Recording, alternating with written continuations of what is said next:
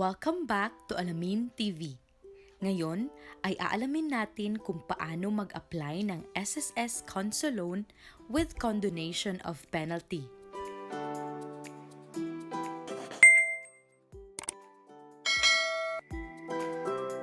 Bago ka makapag-apply ng SSS Conso loan with condonation of penalty, dapat may SSS online account ka na. Please check the tutorial kung paano gawin ito.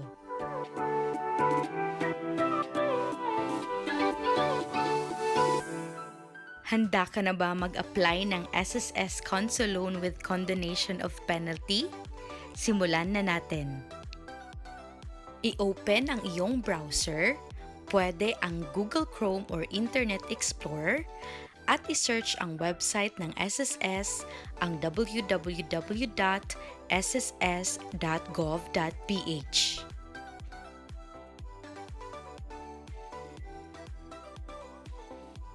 Ito na ang website ng SSS. Pagkatapos, i-click ang member. Ito na ang member login details ng SSS. Ilagay ang iyong user ID at password bago i-click ang sign in.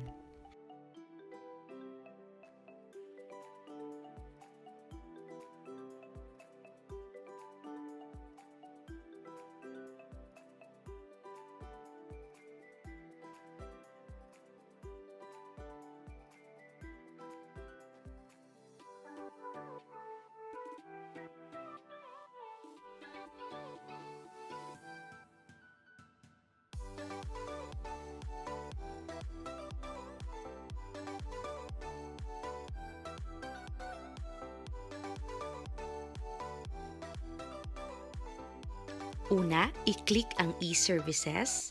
Pangalawa, ang loans. Pangatlo, ang apply for consolidation of past due. Ang nakikita nyo sa screen ay ang mga detalye sa loan.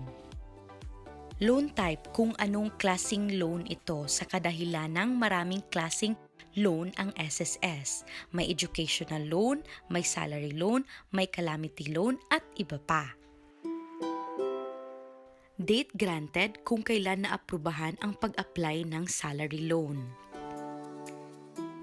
Loan amount kung magkano ang na-loan niya noong December 10, 2014. At dahil hindi na ito nabayaran, nagkaroon na ito ng penalty na 23,175.01 at interest na 10,081.78.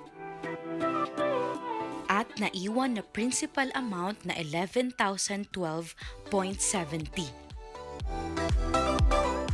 At dahil may condonation, tatanggalin ang penalty.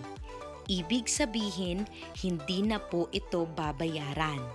Ang babayaran mo na lang ay ang interest at principal amount.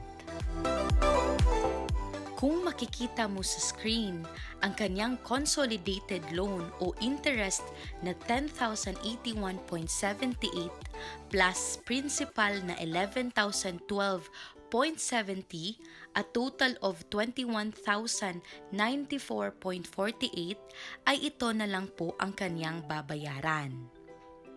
Instead of total loan balance na 44,269.49.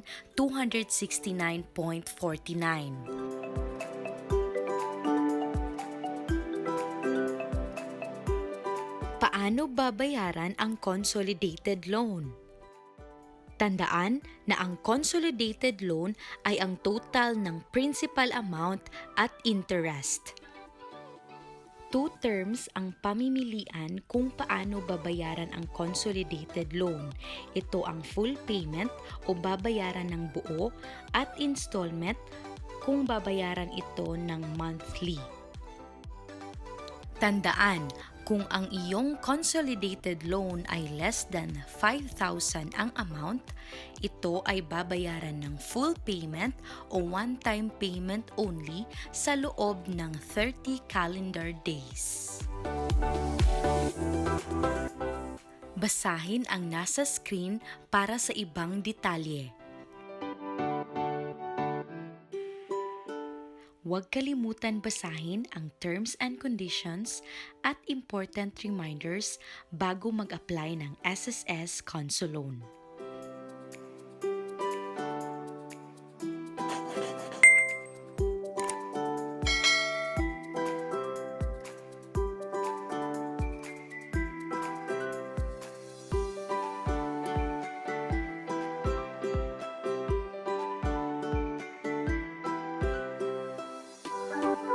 Kung installment ang pipiliin mo, kailangan na may preferred down payment ka na babayaran bago mag-monthly amortization o monthly payment. Example, ang kanyang consolidated loan ay nasa 21,094.48. At dahil hindi niya kayang bayaran ng full payment o bayaran ng buo, ay pinili niya ang installment. Pagkatapos ay pinili ang 10% na down payment at 24 months na payment terms. Kung makikita mo sa baba, ang 10% na down payment ay 2,109.45 na kailangan bayaran sa loob ng 30 days at ang due date ay sa November 3, 2022. Pagkatapos bayaran ang down payment within 30 days, pupunta na tayo sa pagbabayad ng monthly amortization sa loob ng 24 months or 2 years na payment terms.